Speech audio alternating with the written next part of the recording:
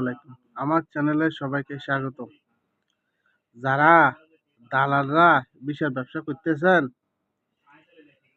যে কোনো দেশে নেন না, বাংলাদেশের নাগরিক, তাদের কাছে একটা কথা, টাকা যদি কাজ দিতে পারেন, গ্যারান্টি দিতে পারেন, নিয়েন।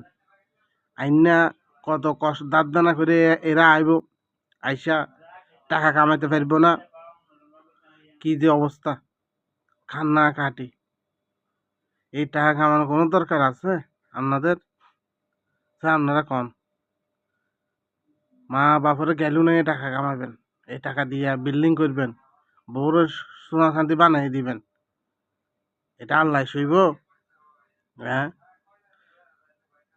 দরকার হলে রাজমিস্ত্রি কাজ করে খাইয়েন, বিষের দালালগিরি করিয়েন না। আপনারা তো কিছু কইলে আপনারা আমাদেরকে এরা এরা প্রবাসীরা গুজব ছড়াইতেছে। হ্যাঁ, আমরা আজকে 10 বছর ধরে মানা আছি,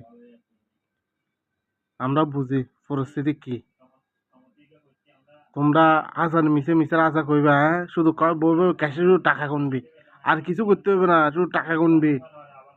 হ্যাঁ, মানুষ এরকম দালালিগিরি বন্ধ করে দিয়ে,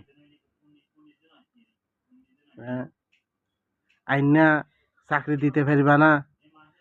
করোনার পরের থেকে পুরো বিশ্বের মধ্যে প্রবাসীদের যে অবস্থা, এটা যারা পুরাতন লোক আছে তারাই বলতে পারে। হ্যাঁ, আইনা কাজ দিবেন না, দিবেন না, রুমে ফালাই দিয়ে যাইবেন। আজকে সারা বিশ্বে বাঙালিদের বিষয় দিচ্ছে না জানা, শুধু আপনাদের কারণে সারা বিশ্বে বাংলাদেশের বিষয় বন্ধ করে দিয়েছে। আইনবা এক কথা কই, এখানে আইনদের দিবে, এখানে চুরি করবো, ডাকাতি করবো। হ্যাঁ, তারপর বাংলাদেশের বিষয়গুলো বন্ধ করে দিব।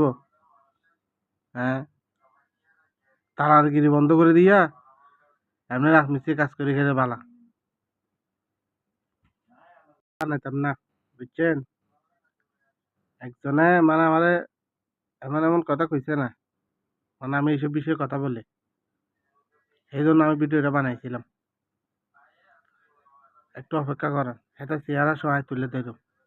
হ্যাঁ, হেতে 1000 উপরে মানুষ আছে আজকে এই 8-9 বছরে। আইন না একটা মানুষও মানে ঠিক মতন টাকা কামাইতে পারে না, একটা মানুষও ঠিক মতন টাকা কামাইতে পারে না।